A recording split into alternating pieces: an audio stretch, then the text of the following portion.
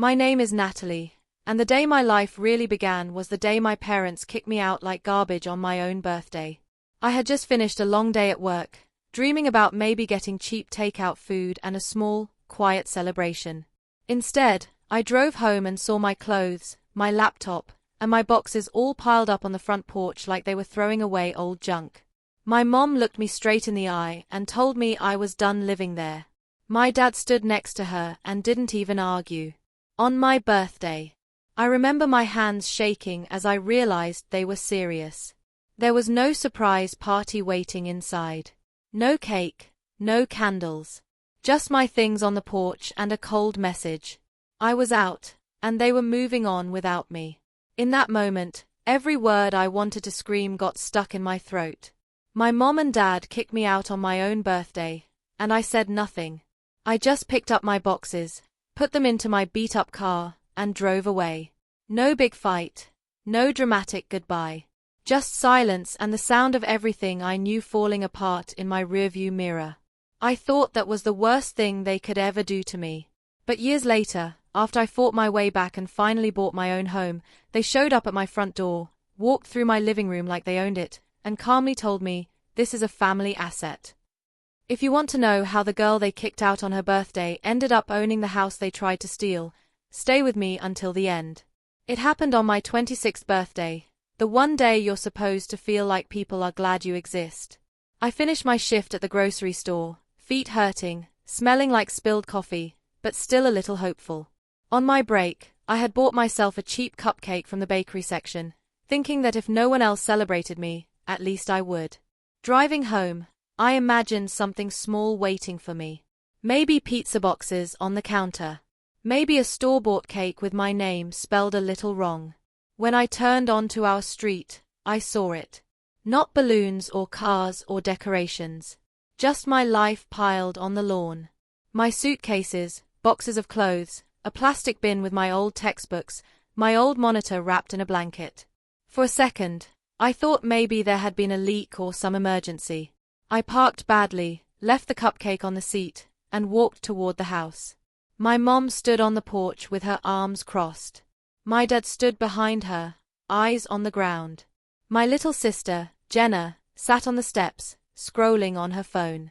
My mom didn't say happy birthday. She said, "You're 26, Natalie. This has gone on long enough. We need the room. You have to move out." I stared at her. "Today? You're doing this today? On my birthday?" She rolled her eyes. "Don't make this dramatic. We raised you. We did our part. You have a job. You'll figure it out." My dad finally looked up long enough to add, "This is for your own good. You'll grow if you're pushed." Jenna smirked and said, "Everyone I know moved out ages ago. You should be thanking Mom." I wanted to yell that I was the one paying most of the bills for things like electricity and water. That the Wi-Fi she used for her classes stayed on because of me. But I could already see how it would go. My mom would cry and call me ungrateful. My dad would walk away. Jenna would film it. In the end, I would still be outside, just with more pain in my throat from shouting. So I didn't give them a show. I asked quietly, "Where am I supposed to go?" My mom shrugged.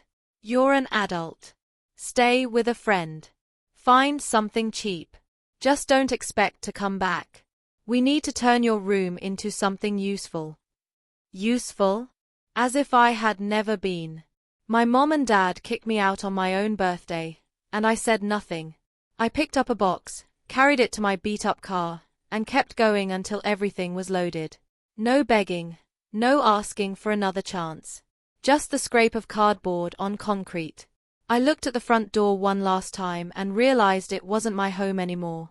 If it ever really had been. I drove until the houses disappeared and highway signs took over. Then I pulled into a cheap motel by the road with half the sign burned out. The room smelled like old smoke and bleach, but the key was in my hand, and no one could tell me to get out. I sat on the edge of the stiff bed, ate my cold cupcake alone, and checked my bank account. The number was small and scary. For a second, I almost called my mom to beg for a few more days. Then I remembered how sure she looked with my things on the lawn. They hadn't stopped to think twice, so I didn't either. Lying on that scratchy blanket, staring at the stained ceiling, I made myself a promise. I would never beg to go back to a place that treated me like trash on the one day I knew I deserved better. If they wanted me gone so badly, I would find a way to make sure one day they would be sorry for pushing me out the door. The morning after that motel birthday, I woke up with a stiff neck, a pounding headache, and no safety net.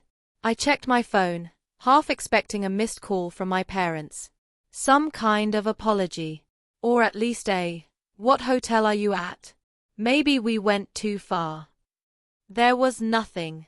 Just a calendar reminder that said, "Happy birthday, Natalie." Like a cruel joke from an app that didn't know better. So I did the only thing that made sense. I got up, showered in warm water that wasn't quite hot enough, put on my uniform, and drove to work like my whole life hadn't just been flipped upside down. I worked my grocery store shift that day, pretending everything was normal. Smiling at customers. Scanning items. Making small talk about sales and recipes. While my brain kept screaming, "You have nowhere to sleep tonight." On my break, I searched for rooms for rent on my phone. I looked at the cheapest ones first and hoped for something that didn't look like a scary movie. Seattle was only an hour away, and the prices made my stomach hurt. But staying in that motel wasn't possible. By the end of the day, I had arranged to see a tiny apartment in the city. The kind of place with peeling paint and a view of a brick wall. It was cramped and too expensive, but the landlord didn't ask too many questions as long as I could pay the first payment. I signed the papers with the shaky confidence of someone who doesn't actually know how they're going to pay for next month yet. The first few weeks were brutal. I kept my grocery store job, but the drive was long and the pay barely covered my rent. So I picked up a second job doing late-night shifts at a burger place a few blocks from my apartment. My days turned into a loop. Wake up before sunrise. Drive to work. Scan groceries and bag items for 8 hours. Grab a quick snack in the car. Clock in at the burger place. Smell like fries and grease until midnight. Stumble home. Shower. Pass out. Repeat. There was no time to think about my parents. And that was kind of the point. One night at the grocery store, a woman came through my line who I recognized right away. Monica Lee. She had been coming in for months, always with some kind of laptop bag and a Bluetooth headset. Always talking about deadlines and investors into her phone. I didn't know exactly what she did, but I knew it sounded important. That night, she was distracted, scrolling through her emails while I rang up her stuff. Without thinking, I helped her repack everything when her reusable bag ripped. I taped it together, double-bagged the heavy items, and made some silly joke about duct tape holding adult life together. She actually laughed and looked at my name tag. "You're the girl who always fixes the self-checkout machines, right?" she asked. I shrugged, a little embarrassed. "I just press a few buttons and reset the machines when they freeze." But she made it sound like I was doing surgery. She asked how long I had worked there. And before I could stop myself, the whole story came spilling out in a short version. My parents kicked me out. I'm figuring things out. 2 jobs, tiny apartment, no plan beyond survival. Instead of giving me the usual pity face people do, she just stared at me for a second and said, "You know, my startup is always looking for people who can solve problems and actually show up. You ever thought about tech?" I laughed because it sounded crazy. Me. And tech. I didn't even finish college. She told me about coding boot camps. How a lot of people switched careers without a college degree. How the internet was full of free resources. Then she did something unexpected. She wrote her email on the back of my receipt and said, "If you're serious about changing your life, send me a message. I can't promise anything, but I can point you in the right direction." That night after my burger shift, I sat at the tiny table in my apartment with my laptop open, searching for everything she had mentioned. Free courses, beginner-friendly tutorials, coding boot camps in Seattle. The words on the screen might as well have been in another language. But there was one thought I couldn't shake. I had already lost everything once. What was the worst that could happen if I tried and failed again? Over the next few months, I carved out bits of time that didn't exist. I watched tutorials on JavaScript during my lunch breaks. I printed out cheat sheets and taped them above my thrift store desk. I joined free online groups where people asked and answered questions I barely understood. But slowly, very slowly, things started clicking.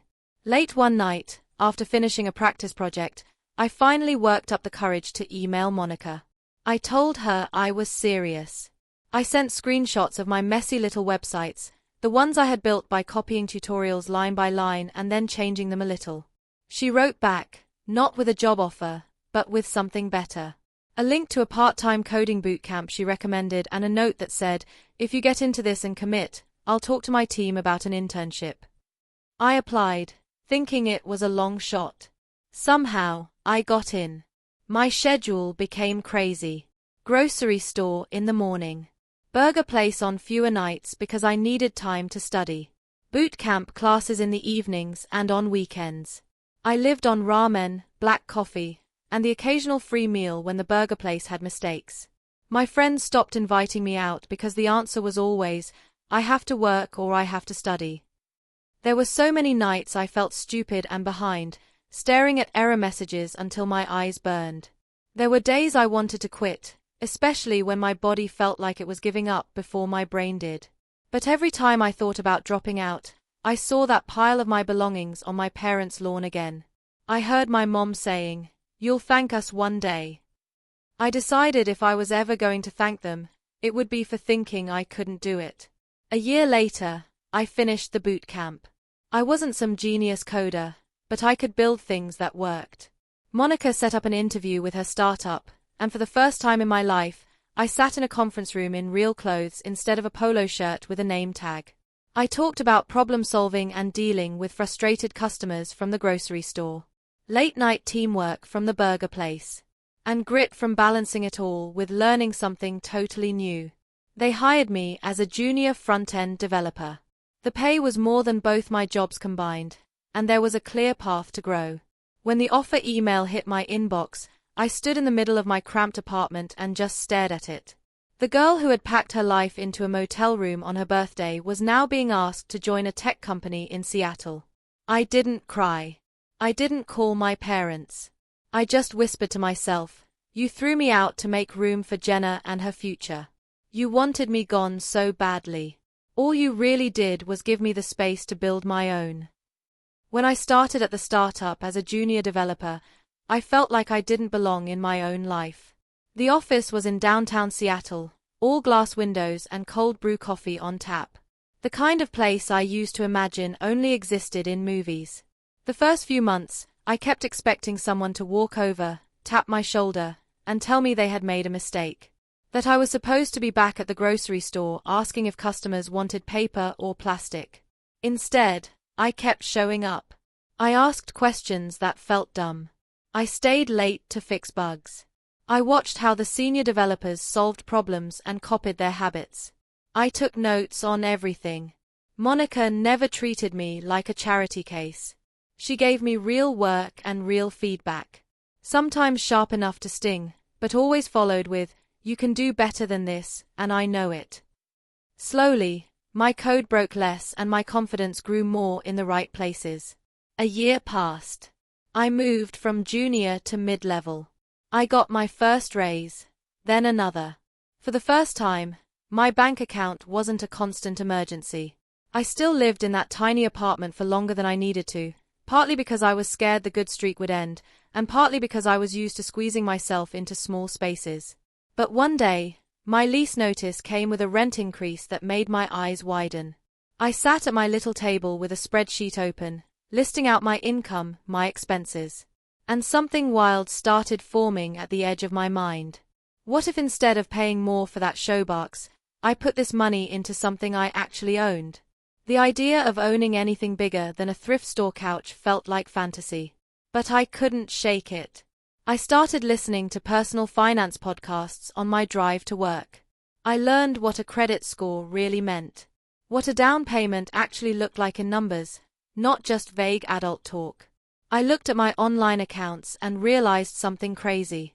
Between my salary, a few freelance website jobs I kept on the side, and the way I had been too scared to spend for years, I actually had savings. Not rich people savings, but enough to start a serious conversation. I met with a loan officer who walked me through lending options, approval before buying, interest rates.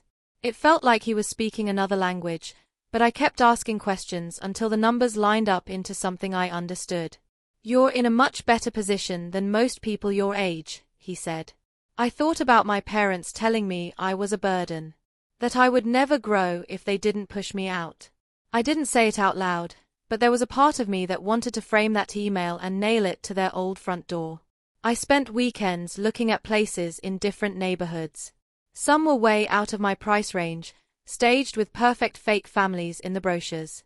Some were run down and depressing in a way that hit too close to where I had started. Then I walked into a narrow 3-story townhouse in Ballard. Not fancy enough to be on a magazine cover, but solid. Clean lines. Small backyard. A little balcony off the master bedroom. Sunlight poured through the living room windows just right, catching dust in the air like glitter.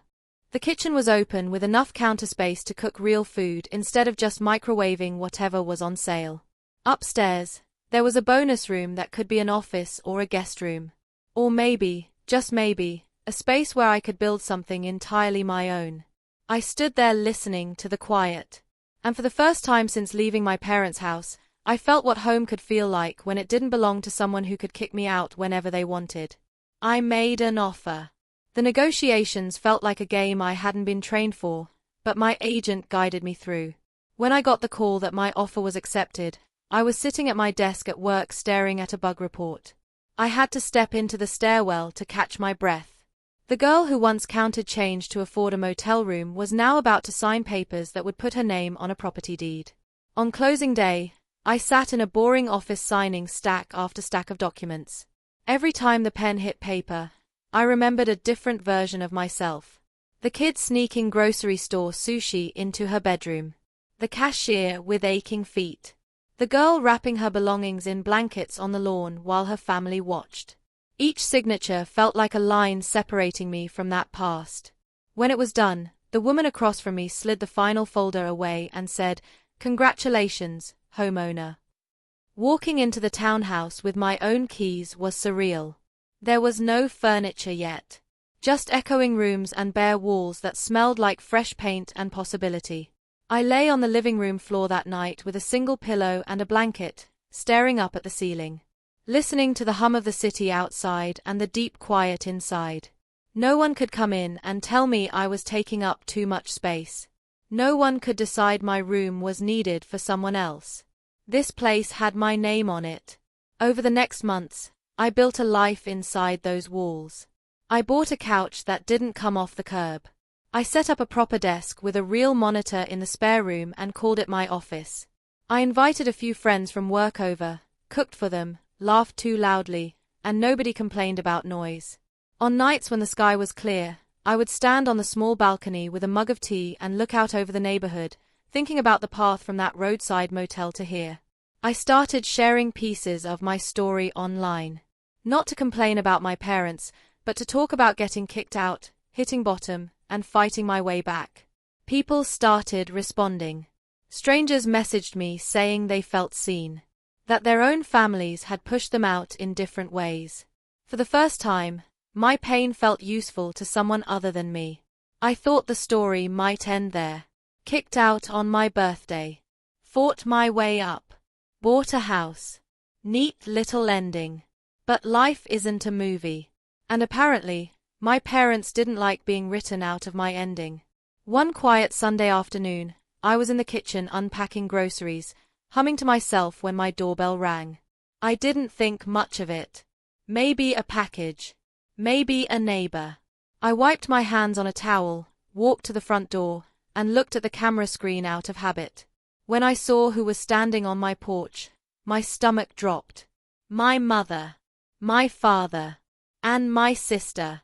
All three of them. Right there at the front door of the house I had built without them. For a second, I thought the camera was broken. But no, it was them. My mom in front, hair grayer and makeup heavier. My dad hunched behind her. Jenna off to the side with her phone in her hand. I could have pretended I wasn't home, but I was done hiding in places I paid for. I opened the door. My mom looked me up and down, then passed me into the house. "Natalie, you look different," she said, eyes already looking at my furniture. "What are you doing here?" I asked. My dad tried a soft voice. "Can we come in for a minute? It's important." Against my better judgment, I stepped aside. They walked in like they owned the air. My mom ran her fingers along the couch. "This is nice. Much nicer than that little place you used to have." Jenna looked around, impressed despite herself. "Damn, Nat, you really got yourself a whole house." I stayed by the kitchen island. "Why are you here?" I asked again. My dad sighed. "Things have been hard. I lost my job. The mortgage is killing us. We might lose the house." My mom cut in. "The bank doesn't care how long we've been there. They just want money. We heard you bought a place. This changes everything." I felt a flicker of sympathy, but it cooled fast. "I'm sorry things are rough," I said. "But what does that have to do with my home?" My mom gave me a look like I was being stupid. "This isn't just your home," she said. "This is a family asset." The phrase dropped like a stone.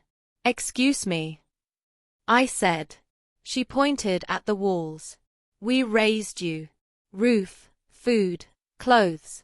We pushed you to be independent. If we hadn't kicked you out, you'd still be stuck in that dead-end grocery store. Our tough love made you who you are. So of course, what you have now should help the whole family." My dad nodded. "We're not asking for much. We just need to stay here for a while. Your mom and I can take one room, Jenna another. You still have that office, right? You don't need a whole room just for a desk. Maybe we even put our names on the paperwork so the bank sees it as shared. It helps everyone." I almost laughed. "You kicked me out because you said there was no room," I reminded them. "You needed my bedroom for Jenna's online classes. Now suddenly my house is the solution to all your problems." My mom waved a hand. "We did that for you." "For me," she snapped. "If we hadn't pushed you, you would never have left. You should be grateful. This is our investment paying off. A family asset." Jenna chimed in. "Mom was right. You leveled up. Everyone I know moved out years ago. You have extra rooms. Why are you being so selfish?" There it was. The old word. "I'm not selfish for living in the house I worked and paid for," I said. "You didn't co-sign anything. You're not on the deed. This is mine." My mom's eyes went hard. "You wouldn't have this job without us. We sacrificed. We struggled. We pushed you. You owe us. One signature from you and your parents aren't on the street. Or would you rather see us homeless while you sit here alone?" The guilt used to work on me. Now it just made me tired. "You made your choices," I said. "I made mine. I'm not putting my home or my future at risk so you can pretend this is some group project." Jenna scoffed. "Money really changed you." I shook my head. "Being thrown out like trash on my birthday changed me. Money just means you can't do it again." My mom's voice dropped. "If you don't help us, we'll take legal action. We're your parents. We have rights. Any judge will see this as a family asset and you're hoarding it." For a second, the old fear stirred. Then I remembered whose name was on every page that mattered. "Talk to any lawyer you want," I said. "You're not moving in. You're not touching my house. And you need to leave now." My dad tried one last time. "Natalie, please. We're your family." "You did this," I answered. I opened the door wide. Cold light spilled in. Last time you told me to leave. This time I'm the one asking you to go. My mom let out a bitter laugh and walked past me. My dad followed, staring at the floor. Jenna brushed by and muttered, "You're going to regret this." I closed the door and turned the lock. My hands were shaking, but underneath the adrenaline there was a steady calm. They had walked into my home convinced that one phrase, family asset, would be enough to scare me into giving up what I built. They still thought I was the girl with her life in boxes on their lawn. They had no idea that this time I wasn't the one who needed to be afraid. When the door clicked shut behind them, I stood there with my back against it, breathing hard, listening to the echo of their threat repeat in my head like a bad commercial. Legal action. Family asset. Parents' rights. The old me would have spiraled, Googling laws at 3 in the morning and imagining worst-case scenarios. The version of me who had signed a mortgage and debugged code at 2 a.m. knew better than to let panic be the only plan. So I did what I always did now when I felt out of my depth. I called someone who actually knew what they were talking about. In this case, that someone was Eric Ramirez, a guy I had met years back through a friend of a friend. He had gone from bartending to law school while I was going from grocery store cashier to developer. We had reconnected in Seattle when I learned he was practicing civil law and doing some work with renters and financial disputes. We weren't best friends, but we trusted each other enough to share war stories about terrible landlords and bad bosses. I texted him, "Hey, I think my parents are about to try something crazy with my house. Do you have time to talk?" He called within an hour. I told him everything. From being kicked out on my birthday to the visit in my living room and the words family asset dropping out of my mom's mouth like a grenade. There was a long pause on the other end when I finished. "Okay," he finally said. "First of all, breathe. They're not on your deed, correct?" "Correct," I said. "I bought this house years after they threw me out. They didn't help with anything. It's in my name only." "Then legally they have no ownership claim just because they share DNA," he said. "They can talk all they want about what's fair or family, but in court, paper beats guilt trips. However, the fact that they threatened legal action and are trying to pressure you into adding them to the deed, that's sketchy as hell. And the way they kicked you out before? Also not a great look for them." I felt a small knot of tension loosen in my chest. So they can't actually force me to give them anything. No judge is going to magically turn your private property into a shared family asset because your mom thinks she deserves a cut, he said. But there's something else we need to think about. You said you used to help them with paperwork and bills back when you lived there, right? "Yeah," I said slowly. I was the only one who could fill out online forms without yelling at the computer. "Why?" "Because people who feel entitled to your house years later are often the same people who felt entitled to your information back then," he said. "Before we do anything else, I want you to pull your full credit report. Not the cute free app version. The real one. We need to make sure they haven't already been using you to prop themselves up financially." The thought made my stomach drop. I remembered sitting at their kitchen table years ago, filling in lines on credit card applications while my mom rushed me, saying, "Just sign here. It's for the family." I had been too tired and too trusting to ask questions. Now I saw those memories in a different light. That night, I sat at my desk in the home office they wanted to claim. I logged into all 3 major credit bureaus and requested my reports. When they finally loaded, I felt like I was looking at someone else's life. There were accounts I recognized. My student loan from the 1 year of college I managed before dropping out. My own credit card. The auto loan on my car. And then there were accounts I had never seen before. Store cards I had never used. A line of credit opened the year I got kicked out. A couple of small personal loans under my name linked to an address I used to share with my parents. My chest went cold. I called Eric back and told him what I was seeing. "That," he said calmly, "is identity theft. At best, unauthorized use. At worst, outright fraud. And if your parents opened those in your name without your knowledge or consent, We're going to need to involve more than just a stern email.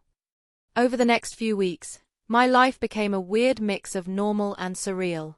By day, I went to work, wrote code, sat in meetings about product roadmaps, and laughed with co-workers in the kitchen. By night, I sat at my dining table with Eric on speakerphone, gathering documents, highlighting dates, cross-checking addresses, and piecing together the paper trail of how my parents had quietly turned my name into a safety net while calling me a burden to my face. Eric helped me file formal disputes with the credit bureaus for the accounts I didn't open. We contacted the banks and lenders, sent notarized letters, and submitted affidavits explaining that I had been kicked out and had no knowledge of these debts. Some institutions were helpful. Others treated me like I was the one pulling a scam. Every time a customer service rep questioned my story, I thought about calling my parents and screaming at them. Instead, I reminded myself that I wasn't cleaning up their mess for them. I was cleaning my name for me. At the same time, Eric filed a request for a restraining order based on my parents' threats and their history of kicking me out. We included screenshots of texts my mom sent after the visit. Messages like, "You'll regret choosing a house over your family," and "We'll make sure everyone knows how heartless you are." They thought they were guilt trips. To the court, they looked a lot like harassment. "You sure you want to go through with this?" Eric asked me one night. "Once we file, it's official. This isn't just a family argument anymore." I thought about the girl who had stood on the lawn with her life in boxes while her own mother told her to figure it out. I thought about them walking into my house like they were entitled to it, asking me to sign away control without blinking. "Yeah," I said. "I'm sure." They didn't hesitate when they put me out. I'm done hesitating when it comes to protecting myself. The court granted a temporary order first, which meant my parents were legally banned from coming to my house or my workplace while the full hearing was scheduled. When the papers were served, my phone blew up. My mom called, left voicemails screaming about betrayal and shame. My dad sent long texts about how this could all be handled privately. Jenna sent one message. "You really dragged the law into this? Dramatic much?" I didn't respond to any of them. Instead, I forwarded everything to Eric. He added it to the file. And then quietly, another piece moved on the board. Some of the disputed accounts triggered internal reviews on the lender's side. One of them flagged unusual patterns and forwarded the file to a federal agency. Another one, tied to a fake home improvement loan taken out right before my parents' financial freefall, kicked the information over to the IRS because the income records didn't match. "This is where it might get bigger than you," Eric warned me. "If they've been playing games with taxes or using your identity to get more credit, the IRS isn't going to shrug and walk away." Part of me felt uneasy about that. These were still my parents, as messed up as they were.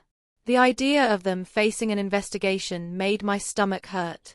But another part of me, the part that had stood in a roadside motel counting crumpled bills while their names stayed clean, felt something closer to justice. Months passed. There were forms, hearings, more calls than I can count. Then the restraining order was made permanent. They argued in court that I was overreacting, that kids these days called everything abuse, that they had only ever tried to teach me responsibility. But under oath, with documentation laid out, their story didn't hold. They couldn't explain why they had opened loans tied to my social security number. They couldn't explain text messages that sounded like threats. They couldn't spin the image of shoving their daughter out on her birthday into some noble sacrifice. The judge granted the order, citing a pattern of emotional manipulation and financial exploitation. My parents left that courtroom looking smaller than I had ever seen them. That was just round one. Round two came when the IRS finished whatever quiet work they had been doing in the background. I was called in as a witness, not a suspect, to explain what I knew and what I didn't know about the loans and accounts. I answered honestly. I had signed forms I didn't understand under pressure. I had trusted them not to use me. I had been cut out of the house and the finances the minute I stopped being convenient. When I walked out of the federal building, I felt like I had just opened a window that had been painted shut for years. Eventually, Letters started arriving at my parents' address and their new rental place. Notices, demands, investigations into unpaid taxes, unreported income, and fraudulent applications.